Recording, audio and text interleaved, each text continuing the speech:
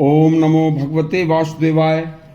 आज का जो प्रसंग है, यह प्रसंग भीष्म जी ने वैशंपायन जी से पूछा कि हे भगवान, कलयुग अपने युग में जन्म लिए मनुष्यों को, जो उनके युग में कलयुग में जन्म लेगा, उन मनुष्यों को अपने वश में कैसे कर लेगा। सुनिए, बहुत ही कल्याणकारी प्रसंग है। इस प्रसंग में वैशंपायन जी ने भीष्म जी को एक ब्राह्मण की कथा सुनाई है जो अति कल्याणकारी है। इसे ध्यानपूर्वक सुनना। वैशंपायन जी बोले, हे भीष्म, जो आगे अति शीघ्र हाल ही में कुछ वर्षों के अंतराल के बाद कलयुग आ रहा है, वह अपने युग में, अपने काल में जन्म लेने वाले लोगों को कैसे आसानी से अपने वश में करेगा। देखो, यह एक अति दुर्लभ वृतांत है जो मैं आपको सुना रहा हूं। इस वृतांत में एक ब्राह्मण कैसे ब्राह्मण से राक्षस बन गया था। देखिए, आसानी से कलयुग में अर्थ, धन, कामुकता का हर जगह जो बोलबाला बढ़ जाएगा, तो उस कामुकता और धन के लोलुप व्यक्ति, जिसके कारण मनुष्य आसानी से कलिकाल के वश में आते चले जाएंगे। अब एक ब्राह्मण की सच्ची कथा सुनिए। देखिए, एक नगर में एक अनपढ़ व निर्धन एक ब्राह्मण रहता था। निर्धनता के कारण तथा अज्ञानता के वश के कारण वह धर्मशास्त्रों का अध्ययन नहीं कर पाया था।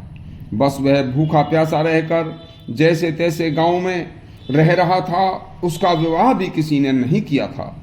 एक दिन दुखी होकर वह एक धनवानों की नगरी में भिक्षा मांगने के उद्देश्य से गया, लेकिन वह पूरी धनवानों की जो नगरी थी, वह गलत कार्यों में लिप्त लोगों की थी और बुरे कार्यों से ही उन लोगों ने धन कमाकर अति अमीर बने थे, धनवान बने थे। उस नगर में एक अति धनवान शिकारी रहता था। उस शिकारी ने अपना एक बहुत ही सुंदर और बड़ा आलीशान घर, भवन भी बना रखा था।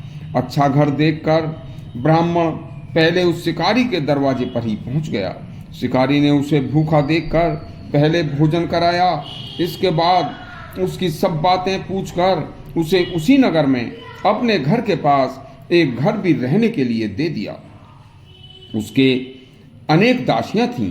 एक सुंदर युवा दासी जो कि पति रहित थी, वह भी युवती उसको दे दी। एक वर्ष तक खाने के लिए अन्न व धन भी उसे दे दिया। बस ब्राह्मण उस बिना कमाए हुए धन और उस युवती से आकर्षित होकर युवती के चंगुल में फंसकर और बिना कमाए अधन पूर्वक उस धन को लेकर और कामुकता के कारण युवा दासी को पाकर बस दोनों जब पति पत्नी के तरह रहने लगे, तो बस क्या था, उसकी बुद्धि भ्रष्ट होनी शुरू हो गई और वह यह भूल गया कि मैं एक ब्राह्मण हूं।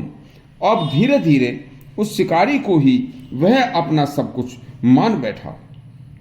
धीरे धीरे शिकारी के पास साथ जंगल में जाकर पशु हत्याएं करने सीख गया, पक्षियों को मारना सीख गया और उस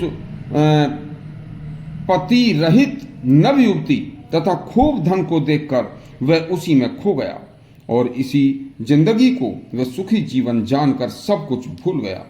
प्रतिदिन नए शिकार करके लाता और शिकारी के साथ मिल बांटकर मारे हुए पशुओं को कसाई को बेचकर वह धन से सुखपूर्वक रहता। एक दिन वेदों में पारंगत एक ब्रह्मचारी विद्वान ब्राह्मण उस नगर में आया और वह भी उसी के गांव का रहने वाला था। रात्रि हो चुकी थी। उस शिकारियों तथा दस्युओं के उस नगर में वह किसी ब्राह्मण का घर ढूंढ रहा था। अब अचानक उसकी भेंट उसी से हो जाती है तो देखता क्या है कि उसके कंधे पर एक मरे हुए हंस की लाश है और उसके खून से उसका सारा शरीर सना हुआ है। हाथ में धनुष बाण और हथियार हैं। तब उस ब्राह्मण ने उसे धिक्कारते हुए कहा कि तू मोहवश यह सब कर रहा है। जरा अपने पूर्वजों का ध्यान तो कर कि वे समस्त शास्त्रों तथा वेदों के पारगामी विद्वान थे। देख, तू उन्हीं के वंश में पैदा होकर कैसा कलंकित कार्य कर रहा है। अपने को पहचान, ब्राह्मणोचित सत्य, शील, शास्त्र ज्ञान, दया, संयम तथा सद्गुणों को याद करके इस कलंकित स्थान को जल्द छोड़ दे। हे भीष्म जी, कलिकाल में स्त्री व धन के लालच में जो मनुष्य जैसे ही फंसता चला जाएगा, वैसे वैसे ही कलयुग उसे अपने बस में लेकर बुरे कलंकित कार्यों में लीन करने के लिए प्रेरित करेगा। सबसे बचने का उपाय भी आपको कल बताएंगे। इस तरह के धर्म शास्त्रों से, ग्रंथों से और गूढ़ रहस्यों के प्रसंग सुनने के लिए हमारे चैनल को सब्सक्राइब करें और घंटी दबाएं। धन्यवाद।